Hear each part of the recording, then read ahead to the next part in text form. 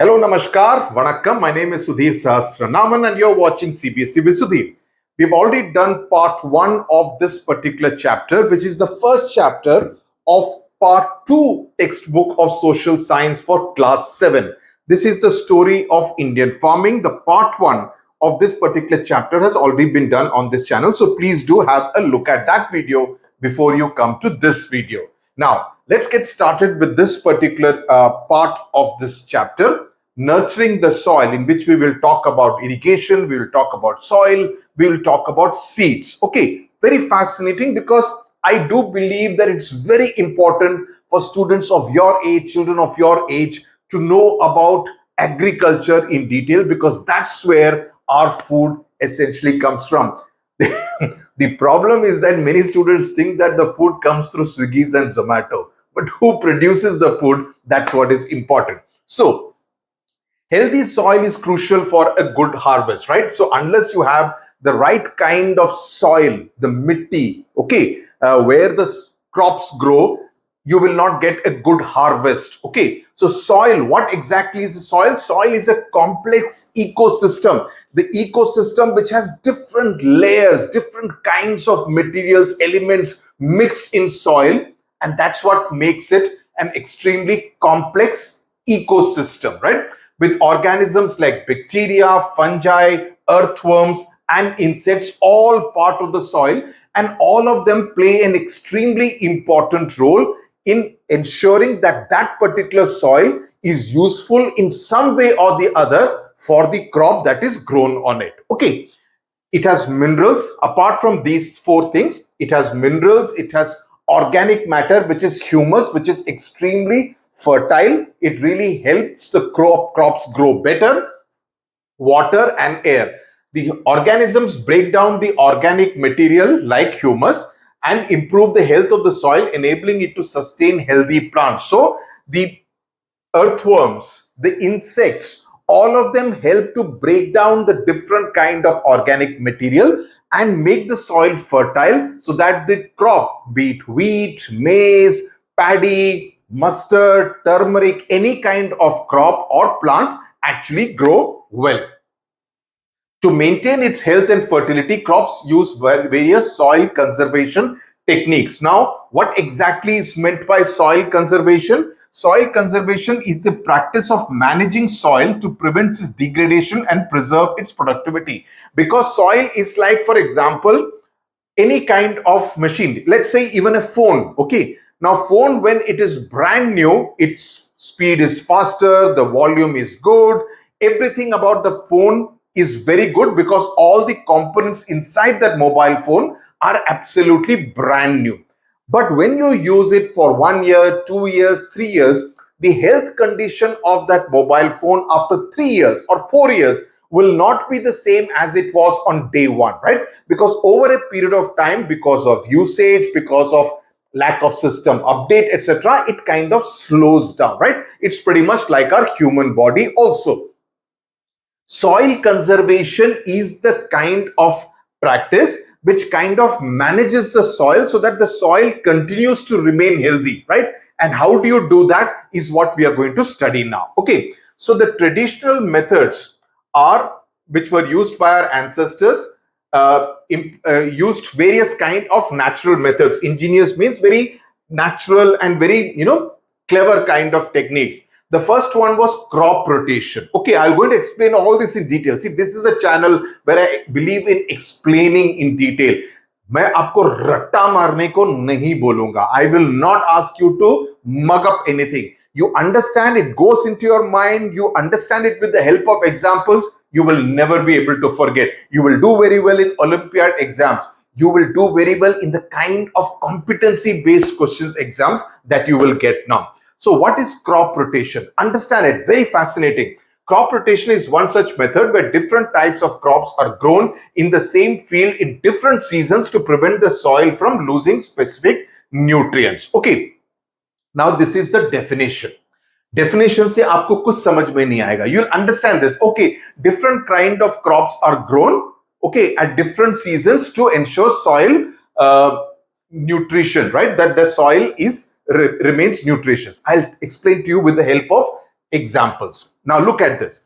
Crop rotation is the practice of growing different types of crops in the same area across sequential seasons, that is summer, rain, winter, spring, autumn. In different seasons you grow different kind of crops. Let me explain to you with the help of an example. So what it does is that the soil remains balanced and healthy. Okay, so you do this and the soil is able to grow different kind of crops. Now let's understand this in greater detail.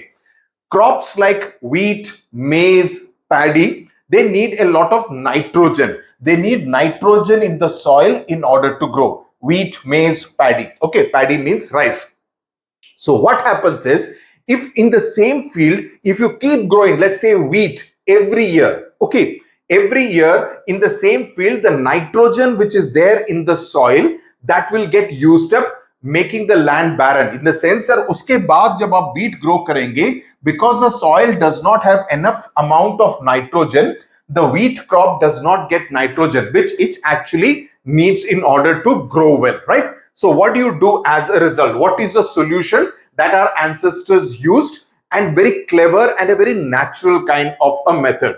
So what farmers do is to rotate paddy and wheat with plants like peas, that is mutton, beans and grams, different kind of grams, because they have, what these plants have is in the roots, they have something called the root nodules. Okay, they have root nodules, whether it is peas, grams or beans. Okay, so they grow that. So what happens is, inside these root nodules live friendly bacteria called rhizobium. Just remember this, rhizobium, because when you go to class 9, 8, 10, etc., these things you will already know, so you will be at an advantage over other students, right?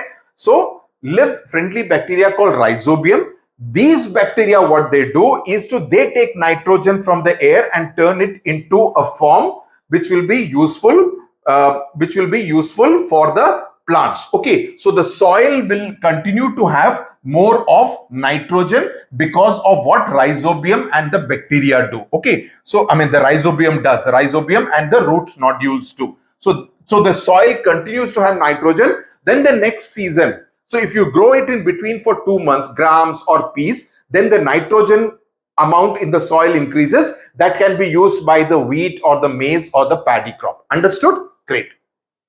Now that is one thing. Then another one is the multiple cropping. Okay, where multiple crops were grown in the same field. That is, in the same field you grow a bit of paddy, you grow a bit of beans, etc. So everything is in the same field, so the nitrogen amount kind of gets taken care of. That's another way of doing it, right? This reduces the risk of pests and also ensured one crop, right? So you will also ensure that there are no pests when there are multiple crops which are growing in the same field.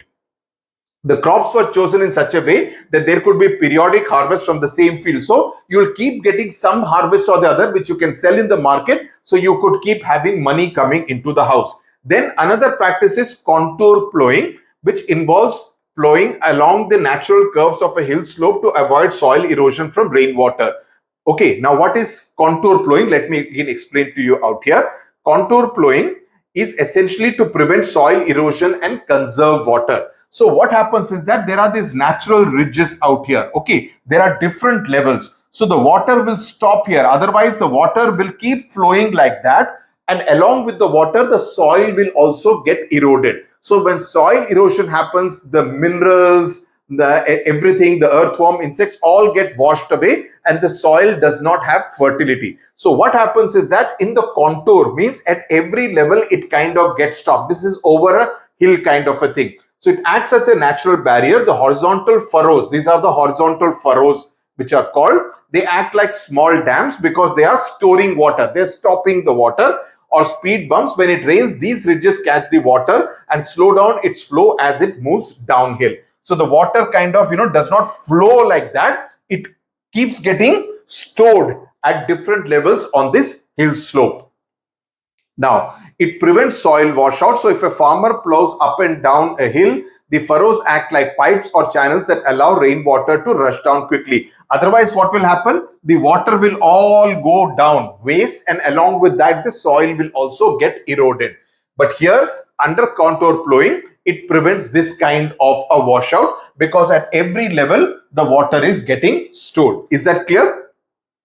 Then it also helps in better water absorption, because the water is slowed down. It has more time to soak into the ground. This keeps the soil moist for a longer period and recharges the groundwater, which is beneficial for the crop. So because it gets stored for a long time, it slowly gets absorbed. So that is actually good for the crops also. In the process, it also preserves the nutrients. By stopping the topsoil from being washed away, the plant's essential nutrients remain in the field instead of being lost to the bottom of the hill or the nearby streams. It doesn't kind of flow away. It remains in the soil and helps whatever crops are being grown out there. Okay, next we will come to this in a while.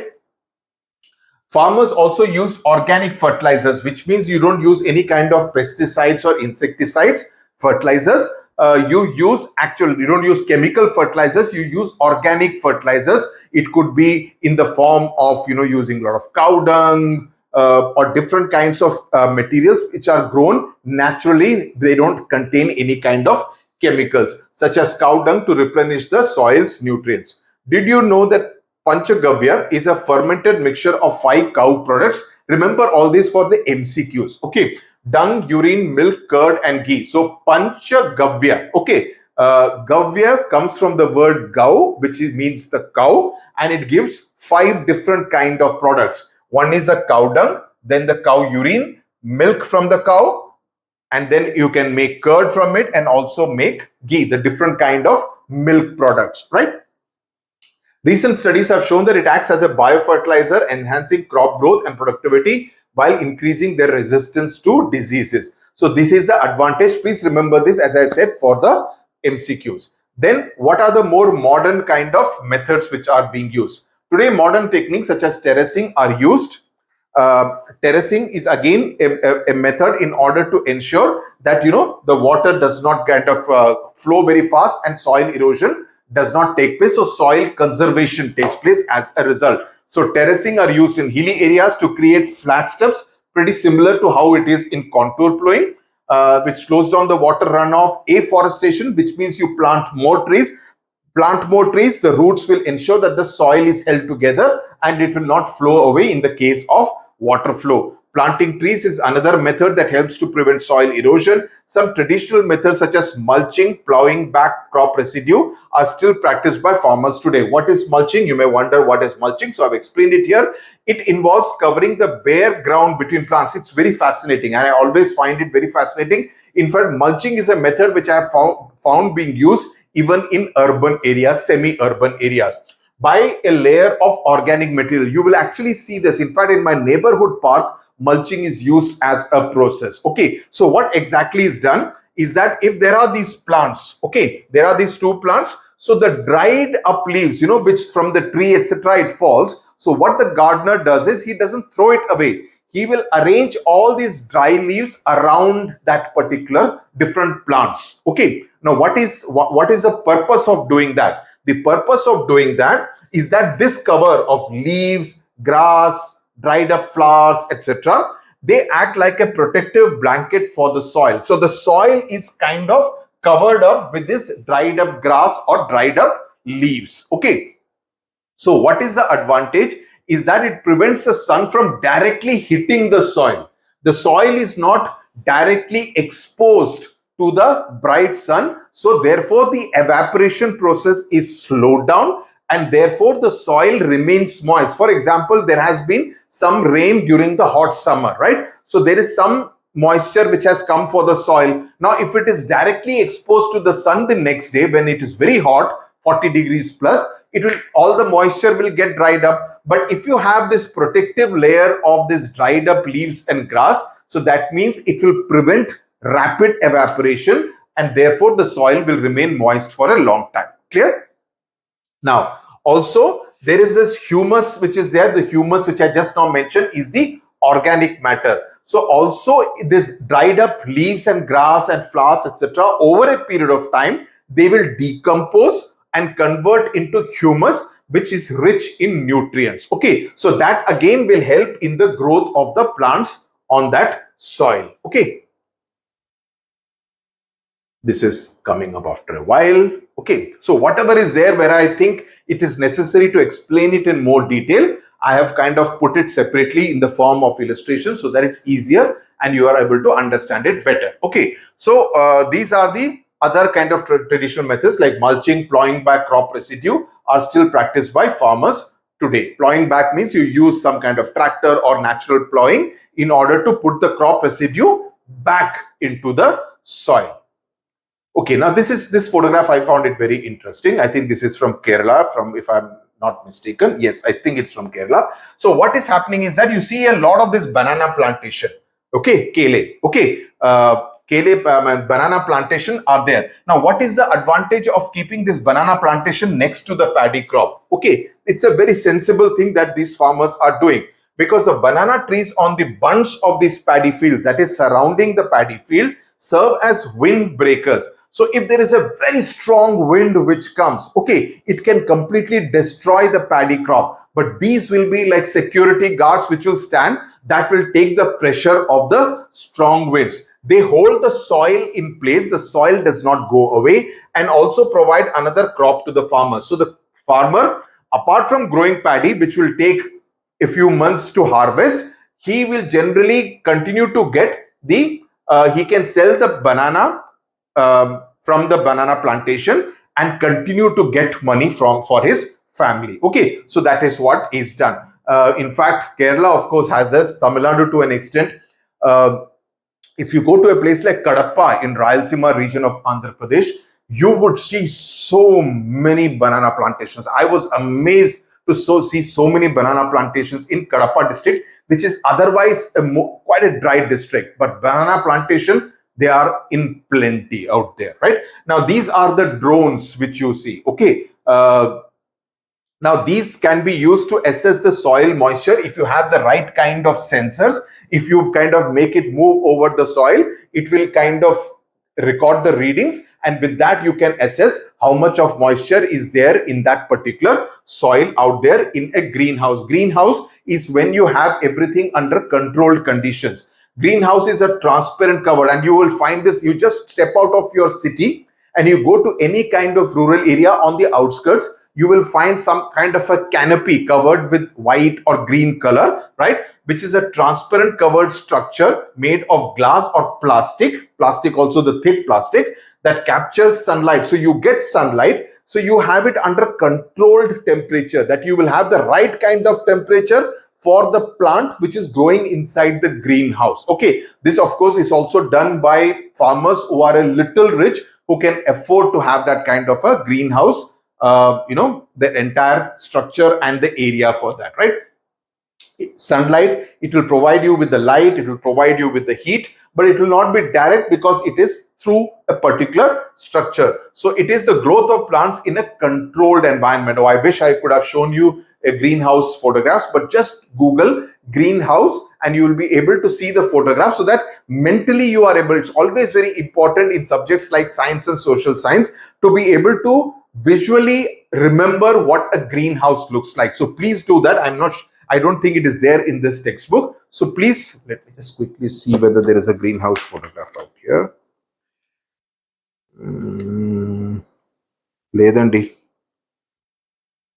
Illepa. Okay, so just Google it and see it. Okay, now the next, let's move to water, rain-fed versus irrigated agriculture. Now, we have studied this in earlier classes also, that obviously farmers in India depend a lot on rainfall, the monsoon, for water for their crops, right? So water is a fundamental resource for agriculture. Without it, the crops cannot grow. The availability of water is a significant factor. So what we do is that first we look at rain-fed agriculture. It refers to farming practices that rely entirely on agriculture, which means in that area, there are no dams which store water. There are no tanks which store water. There are no canals which have been built which will kind of get water for your crop. So you're dependent entirely on when it rains. Now that can be erratic.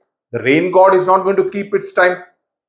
It may rain on Monday. You may expect it to rain on Monday, but it will start raining only on Thursday.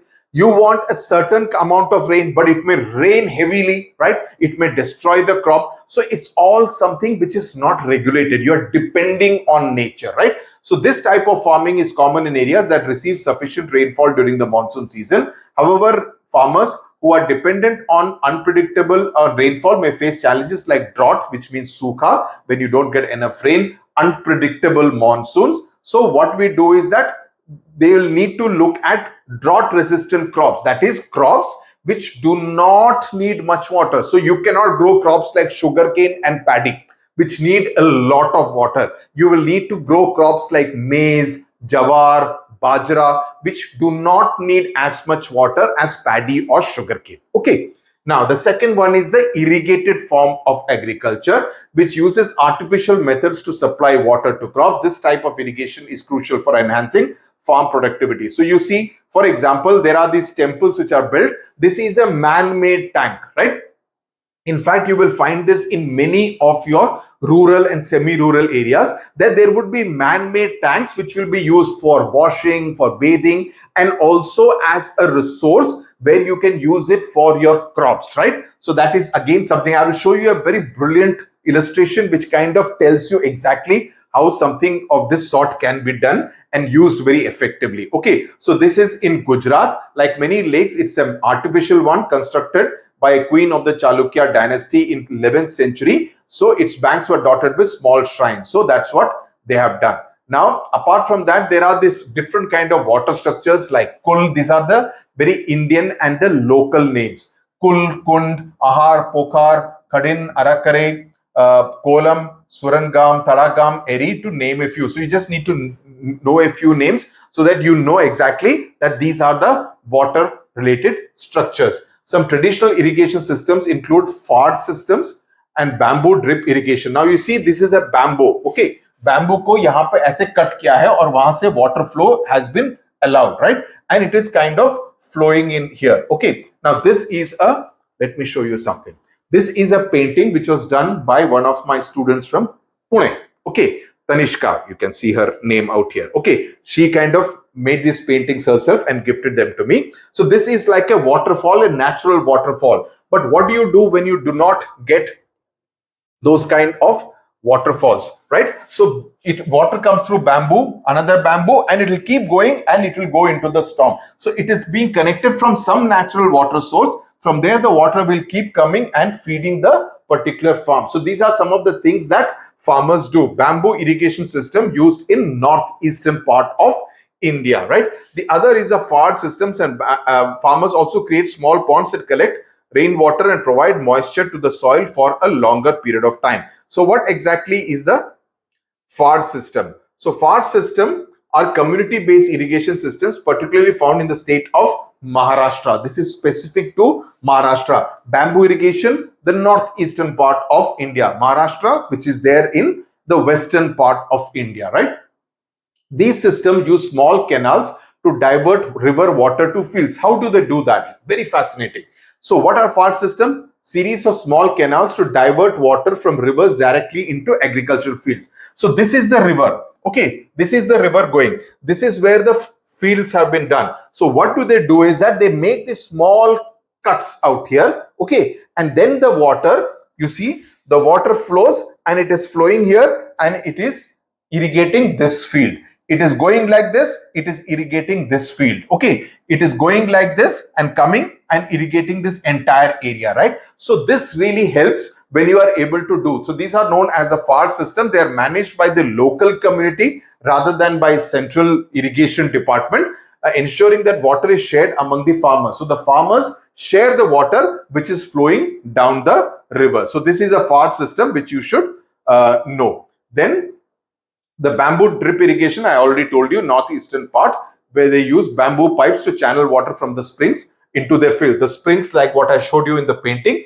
from there it comes, they will kind of erect those bamboos thing. It will keep flowing from one bamboo to the other till it reaches the field. Okay, we also known about the Kalanai. This we studied in part 1 textbook about the Grand Anicut built by Karikala. We studied that in part 1 textbook of Exploring Society. Please go and have a look at it. You can look at my video which is done. The entire part 1 videos are already done on this channel. Okay. This is on the Kaveri River, right? This is on the Kaveri River in the southern part of India in Tamil Nadu. Okay, it's a massive, effective water diverting structures. Okay, now while we are here and there is a water deficiency, so we have kind of developed more modern techniques of irrigation related to water. The first one is called drip irrigation. What exactly does it mean? It is drip means drip, tap, tap, tap. Okay, it is dripping, which means it's a very sensible way of irrigating the field. That is, you are not putting the water tap like that. Shh, karke nahi aa raha hai. Drip karke. So it is a continuous process of irrigation, delivers water slowly and directly to the plant's root. So the drip irrigation, the tube, the hole in the tube, which will be there near the root of the plant, which means it is like a letter, a courier being delivered to your house directly at your doorstep, right? So it works the plant roots through a network of tubes and emitters. So that's how the drip irrigation process works. This is what is called the drip irrigation. So you have a lot of these tubes, right? So there will be a hole right here, right? At this place, there will be a hole, which means this particular plant will get the water directly at the root. Okay, so that will help in the growth of this plant. Similarly, there will be a hole here, a hole here, a hole here, exactly where the root of the plant is. So that means that the water is being used efficiently and minimizing any kind of waste. Otherwise, if you made a hole here, the water will kind of spread here, right? It's of no use because there is no plant being grown here, right? So therefore, it is very sensible way of irrigating without wasting water. The other one is sprinkler irrigation, where water is sprinkled, sprayed into the air. So you have these sprinklers which moves like this. You will see this in your gardens, etc. If you have a large neighborhood park, what you do is to have this kind of sprinklers. My neighborhood park has this one. It also has drip irrigation. It has both systems of drip irrigation. So you have put it in and you have kind of created holes where near the plant. Apart from that, in the central area for the grass, they put this sprinkler. So it kind of keeps on moving like this. You would have seen this. So that it kind of sprinkles waters around a larger area. So this is necessary in many parts of India where groundwater reserves are fast decreasing. So you kind of keep putting it, and this is more in urban, semi-urban, a bit of semi-rural areas also. So this is another one which is used in fields for wheat and different kind of crops. Sprinkler irrigation, again, it will not waste water. It will kind of use water in a very judicious manner, which means in a manner where water is not getting wasted. Okay, then now that we have understood the entire concept of water, let's move to seeds, yani ki beej. Okay, so obviously without having seeds, the plants cannot grow. You need seeds, and seed economy is in fact very, very important. In fact, one of the things that countries like the USA have always put pressure is, GM crops you put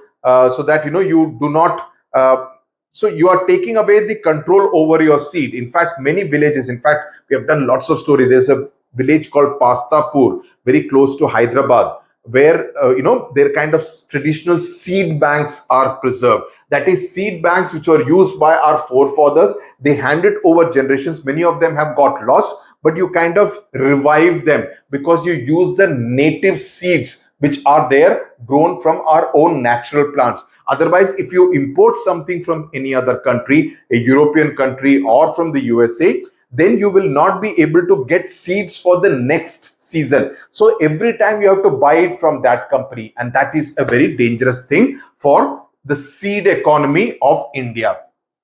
So the Arthashastra provides instructions for preparing seeds of various varieties for planting. For example, cotton seeds are to be smeared with cow dung. Now, cotton, you would have heard of BT cotton. I would strongly urge you to kind of just read up a bit on BT cotton, BT brinjal, right? Now, these are all things which the foreign companies, a company called Monsanto wanted to bring it to India. I know because I've done a lot of stories on it. So you bring it here, and there was a lot of resistance from the cotton farmers because they did not want, their seed independence to completely go away. So that they wanted to have their own seeds instead of every time having to buy it from a foreign company, an American company. So for example, cotton seeds are to be smeared with cow dung. So the cotton seeds ke upar you put cow dung. What if, similarly, cereals, beans and pulses are to be soaked in dew for a certain number of days and then sun dried before being planted. Sugarcane was to be smeared at the cut with a mixture of honey, ghee, lard and covered with cow dung. Now these are all there in the Arthashastra, right? So this is a box just kind of which kind of connects you with what our forefathers used to do. Similarly, ICAR, the Indian Council for Agricultural Research, has developed methods. Now this is again important from an MCQ point of view. Okay, Bijamrit, which is made of cow dung and urine combined with other materials to coat seeds before planting. So you kind of put this mixture Bijamrit over the seed before you plant it. What is the advantage? It protects the seed from being spoiled. Okay, it kind of helps to kind of protect it and also reduces the germination time, how much time it would take to germinate and have the plant coming out of it. So this is again important from the MCQ point of view. So please remember this. Then, the Indian seed drill is an ingenious invention of ancient Indian farmers. Now these seed drills combine soil preparation, seed planting and the closing of the furrow in one operation. This reduced the labor involved in what would have been a three-step operation. So basically, seed drill is what all do you do in order to prepare the seed. If you get the seed naturally, how do you prepare the seed in order to ensure that it germinates in the minimum amount of time, in order to ensure that it remains protected, it does not kind of get eaten by some bird or any other species. So today an increasing number of farmers, so that is known as the seed drill. Farmers purchase seeds from various companies, what I just now told you. These seeds are developed using scientific processes that provide higher yields and are pest resistant. So when they come, they say, oh, these are pest resistant. You will not have any pests attacking these seeds or these plants coming out of these seeds. But what happens is that you get dependent on the company. So you have to spend, the farmer has to spend money every time in order to buy those seeds instead of having your own native seed bank, right? So, however, often the seeds that the plant later produces are not suitable for planting in the next season. This has drawn criticism, what I just now told you, because it develops a dependency of farmers on these seed companies. So, seed companies can be another monopoly which the farmers need to be very careful about. Now, let's understand about the different kinds of agricultural practices. So, these are the practices which the farmers have used for a considerable amount of time. The first one, let's understand the traditional methods. Okay, where we just now talked about the soil, the entire soil ecosystem, the different ways of irrigation, the bacteria, fungi, etc. in the soil help to convert the nutrients in the soil into forms that are easily taken up by the plants. The plants in turn support the growth of these organisms by supplying energy to them. Okay, now traditional farming involves small-scale resource-reliant methods that are closely tied to the environment. So let's understand the terrace farming, which we just now touched upon. Now this is a method used on hilly slopes, just like contour plowing. Terrace farming is also something similar, where there is, like if you see here, it is in the form of different steps. So there is thing grown out here. So this will remain here. Okay, if this is irrigated, the water will also remain here. It will not flow down. This is another patch. So on a hilly slope, terrace farming is something which is very popular. So farmers cut steps or terraces onto the hillside to create flat land for agriculture. Otherwise, the hill will be like this, right? You cannot grow anything. So what you do is that at every step you make flat kind of slopes, steps, so that you are able to grow on that kind of a patch. So it becomes like steps on that hill. So this is something which is a traditional kind of a method. For ICAR has documented almost 5,000 traditional practices and tested over 100 of them. It has been found that 85% of these 5,000 practices were validated by modern science. So what our forefathers did were actually proven to be very, very scientific also, which is extremely praiseworthy. Okay, they reduce the use of chemicals and enhancing soil health.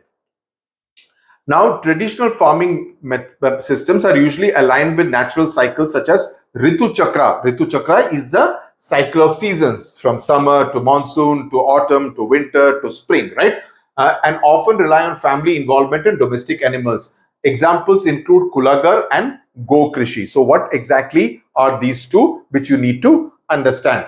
Now, Kulagar, the term comes from the Kulagar, okay, comes from the Konkani words Kula means family, Kul bolte hai na, Kul in Hindi or Sanskrit means family, and Agar means storehouse. It is a traditional homestead farming system where families cultivate a variety of crops, including food crops, cash crops, fruits, vegetables, spices, and medicinal plants around their homes by designing a structured irrigated system. This is done in Konkan, which is the Goa area in the western part of India. This is a holistic method in which cows provide manure, which is used as organic fertilizers, and bullocks are used to plow the fields. This is Go Krishi. Go again comes from the word cow. Krishi means agriculture. So where cows are used for agriculture. So let's just understand this in a little more detail. So how does Kulagar actually work? It is designed to mimic, means copy, a natural forest while providing food, medicine, and income for the family living there.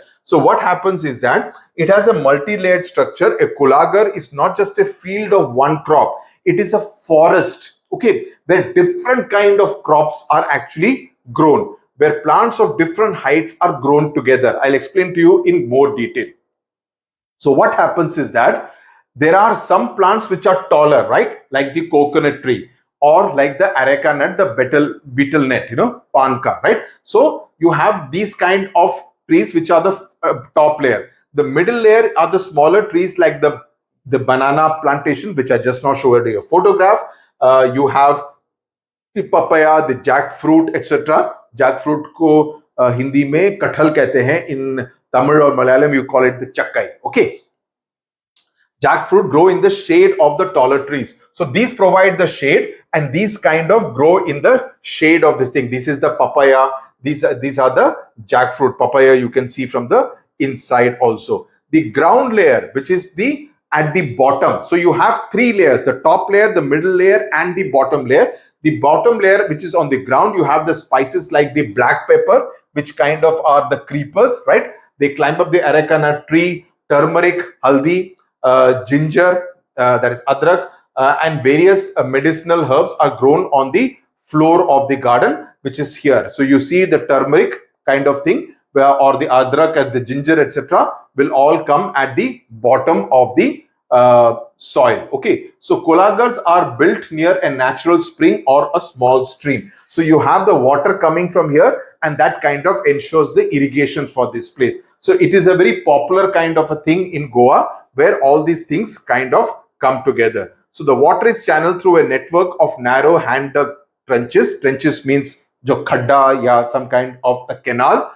right? A rough canal that run throughout the garden. This ensures that every plant gets a steady supply of moisture without the need for heavy machinery or large pumps. So you see this water growing, which is going to near every plant and tree. Kulagars often follow the principle of Go Krishi, what I just now told you, farming with the help of cows, right? So you get to use their urine, their cow dung, every kind of byproduct of a cow is also used in agriculture.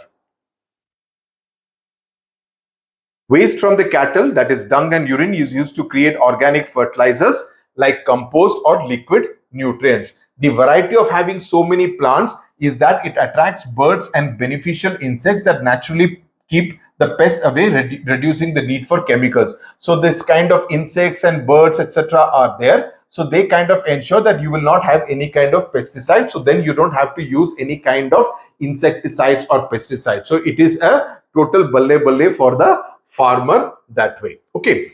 Then in contemporary agriculture, this gentleman is Dr. M.S. Swaminathan, who is known as the father of Indian agriculture or the father of the Green Revolution, right? The architect of the Green Revolution, he got a Bharat Ratna also. So the Green Revolution, which took place in the 1960s and the 1970s, essentially was to ensure that India became self-reliant. That is, you do not depend on any other country for your food. So this movement introduced high yielding varieties of seeds, that is seeds which were able to kind of ensure a good crop for the farmer, increased irrigation, that is the irrigation, the area under irrigation also spread so that less farmers are dependent on the monsoon. chemical fertilizers and pesticides. This was a bit of a negative aspect of the green revolution, that the usage of the fertilizers, chemical fertilizers and insecticides and pesticides actually increased. Mechanized equipment among others, which was better, that is used a lot of tractors, etc., instead of using animals in order to plow the field. So this revolution led to a significant increase in food grain production, particularly of wheat and rice, and India achieved self-sufficiency in food. So as a result of the green revolution in the 1960s, because I'll tell you the basic story behind it, because there was that feeling that if India did not grow enough, if India's farmers did not grow enough food, India will have to keep importing food from other countries, which meant you will have to spend your foreign exchange, which will not be good for the economy of the country. You will be going before other countries with a begging bowl saying that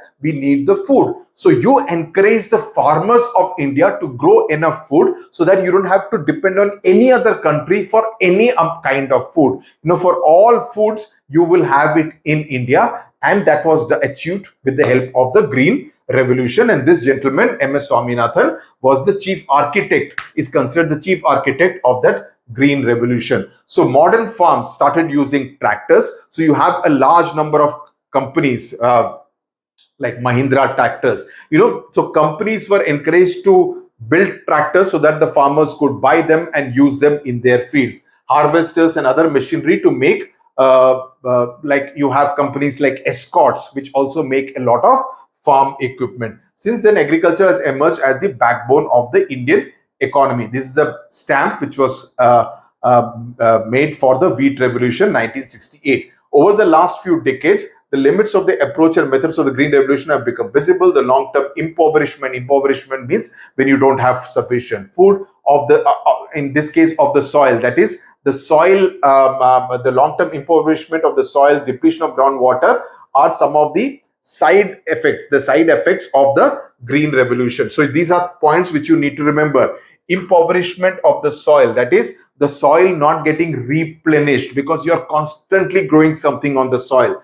As a result of which, you're also using a large amount of the groundwater.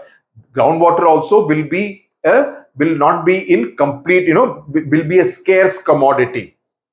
Itna zyada pani bhi nahi hoga ground ke niche.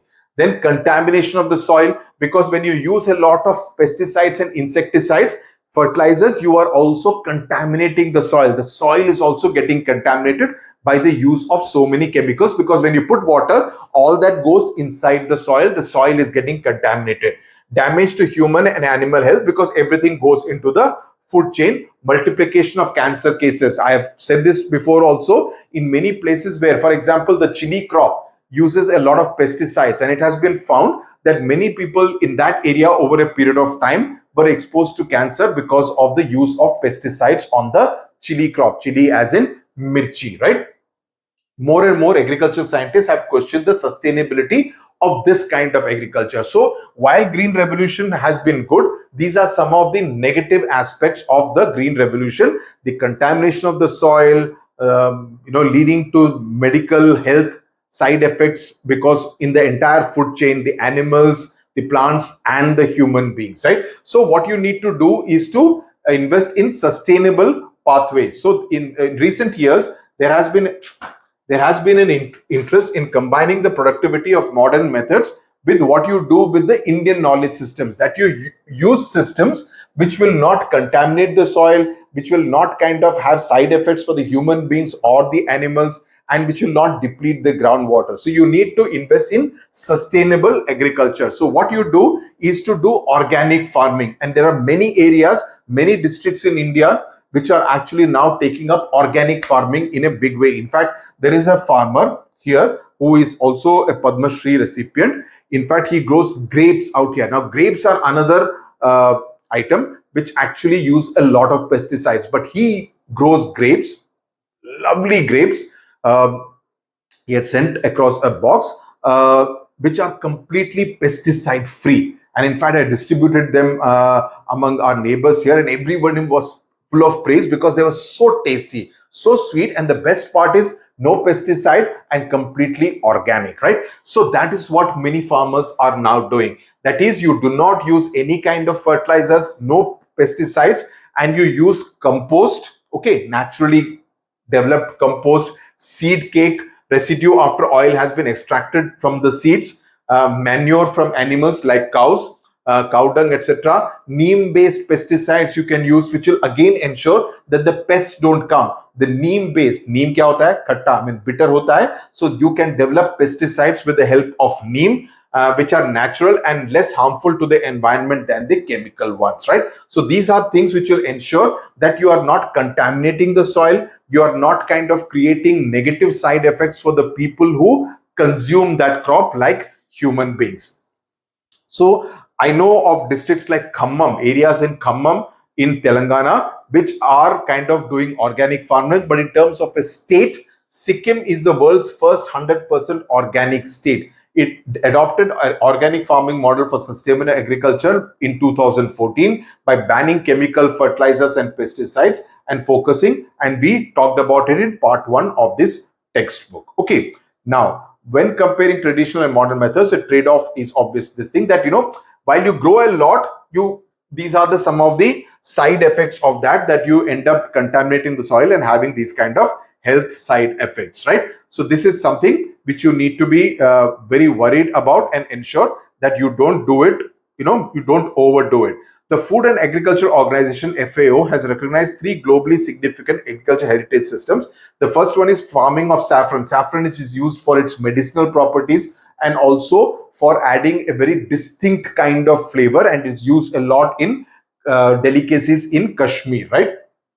The traditional agriculture systems of Odisha that integrate forest management out here, and below sea level agriculture methods in Kerala, right, which includes crop plantation and fishing. So you see there are different kinds of things which are done out here. Now this must be a photograph from somewhere in Alapura kind of place, which is in the southern part, central southern part of, it's not mentioned where it is, but I can tell you it must be somewhere in somewhere near Alapura, right?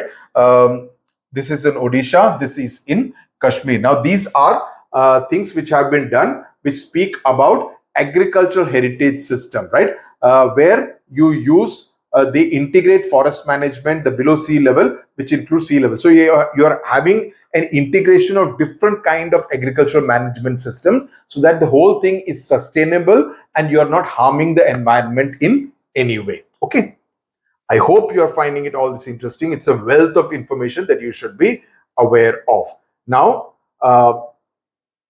the other interesting thing is that so far we have studied about soil, that unless you have soil, you cannot grow anything. But no, hello, wait, hold on, right? There is another way of growing, because while soil is essential to a large extent, there is a stream called hydroponics. It's a method by which plants are grown like this without any soil by putting them in water, right? Now, but that water will have some kind of nutrients, like there will be nutrient rich water solutions. Essential minerals are given directly to the roots. So the water solution will have minerals, nutrients, which will directly feed the roots so that it can actually grow out here. So it is used in controlled environments, making it an option for urban farming and areas with poor soil quality. So the soil quality, if it is not very good, you will actually grow plants like this directly in water, but enriched with the right kind of nutrients. And that method is called hydroponics. This is again something which can come as a 1 mark or a 2 mark question. Finally, let's understand the role of the government. The government is expected to support it with the right kind of policies, etc. You have the Pradhan Mantri Fasal Bima Yojana. Fasal is crop, Bima is insurance, Yojana is plan. So the Prime Minister Agriculture, or the crop insurance policy, right? So which essentially means that if you take an insurance policy, if the crop fails, you can get some kind of compensation from the insurance company. So the government also, apart from this, it purchases crops from the farmers. We have studied about the minimum support price in the economics chapters to ensure that they have no difficulty marketing their produce and get fair prices. So if the farmer wants to sell it, the government will say this is the minimum support price, MSP, which means for paddy, we will give you this much at least, so that the farmer is never at a loss when he is selling it in the market yard. Then the promotion of cold storages so that the crops can be kept in the cold storage so that they don't get spoiled. Better access to information and market. You have it on the internet. You can directly see, okay, this is the rate at which this particular crop, tomatoes, are being sold at this particular market. So I can go it directly there and sell it at that particular price. Digital technology being used. There are a lot of like e-Chopal, etc. There are lots of these sites and apps, etc., which give you real-time access to information about crops, right? Understanding markets is the chapter where we have discussed all this. Then what are the challenges which Indian agriculture faces? One is the size of the land holding, which means the size of the field which every farmer has, right? So because if the grandfather had, let's say, 5 acres, he has divided it among his 5 sons, right? So, or 5 sons and daughters. So each one gets 1 acre. That first son, let's say, has 2 children. He divides it further. It becomes half acre. So the land holding size has actually come down over generation. Is now only about 3/4 of a hectare. A hectare is 10,000 square meters. Okay, just to kind of give you an idea. Land holding is an area of land that a person owns. Now, this is about the size of an average football field. So farmers with less small land holdings are not able, it doesn't move up, are not able to generate enough income, because if you have smaller fields, you're not able to grow enough crop which will give you enough money in order to live a comfortable life. So that is one big disadvantage, one drawback that Indian agriculture is now facing. Then so what they do is, to every farmer family will also have different source of income. You have livestock, right, which means that you also have, sheep and goats and cows, etc., in order to get money from the livestock. That is, you can sell goat milk, you can sell cow milk, etc. You can make ghee from that, right? So if you have sheep, you can sell it for the wool. So you have different ways of generating money through livestock. You can do fishing, you can do apiculture.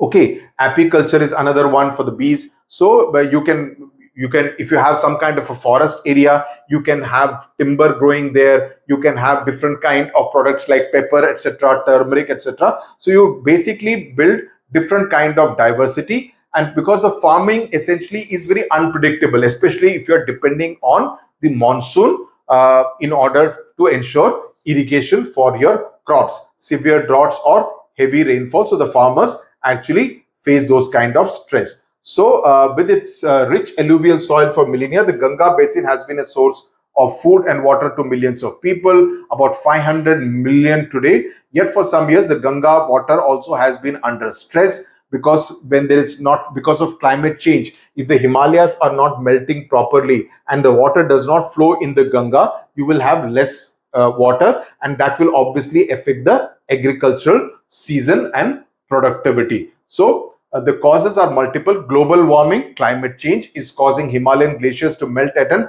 unprecedented rate. Much water is diverted to irrigation.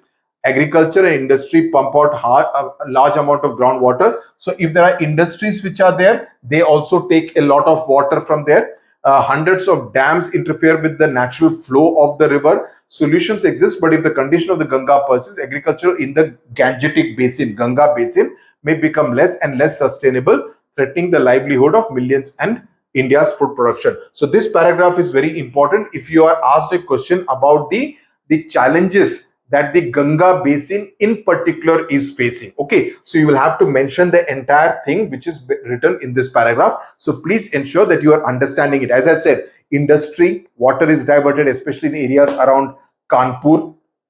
Then agriculture also takes it. Then because of climate change, there is unprecedented melting of the Himalayan glaciers. So you do not get a regular flow in the Ganga water, right? Then you have different dams which are actually also blocking the river, which are kind of storing water. So there is not that natural flow of water which should ideally happen in the river Ganga. So such challenges and a few more have often led farmers to take loans. So farmers, what they do is to take loans from private money lenders who charge very high interest, and that puts a lot of burden on the entire farmer community, right? That makes it very difficult. They get pushed into what is called a debt trap. That is, you take loans, you are in debt, so that becomes a trap because you're not able to repay the loans in time, right?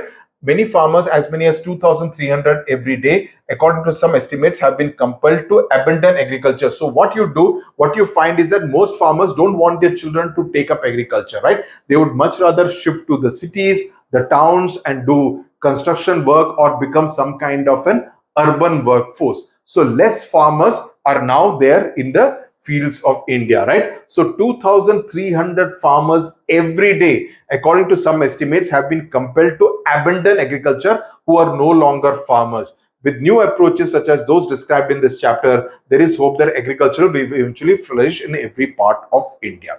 I hope you have now understood. I want you to go through before we move on. In the third video, I will do a full test paper, 50 marks test paper, the kind of competency based questions that you can get. I will solve the test paper also for you. That will be in a separate video. Then we will be done with this entire chapter on the story of Indian farming. I hope you have understood this, you felt interested, you felt connected. I want you to look at some of the Google images which I mentioned. Please subscribe to the channel, share the video with your friends so that we can have a larger community here on CBSE with Sudhir. Tata, bye bye. Thank you very much.